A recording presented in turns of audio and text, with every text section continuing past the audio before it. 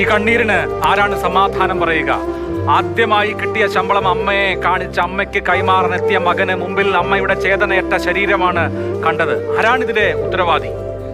നമ്മുടെ സർക്കാർ സംവിധാനങ്ങളുടെ പരാജയം കൊണ്ട് ഇല്ലാതായി പോയ ഒരു സ്ത്രീയുടെ വീട്ടിലേക്ക് എന്തുകൊണ്ടാണ് നമ്മുടെ മന്ത്രിമാർ തിരിഞ്ഞു പോലും നോക്കാത്തത് എന്ന ചോദ്യം അവിടെ അവശേഷിക്കുകയാണ്.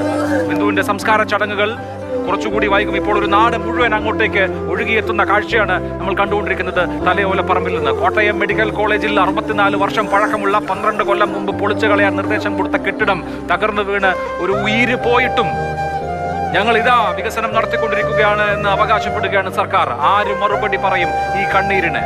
കണ്ണീർ കാഴ്ചകളാണ് തലയോലപ്പറമ്പിൽ ആകെ. ഈ കുടുംബത്തെ ആശ്വസിപ്പിക്കാൻ ആർക്കാണ് കഴിയുക?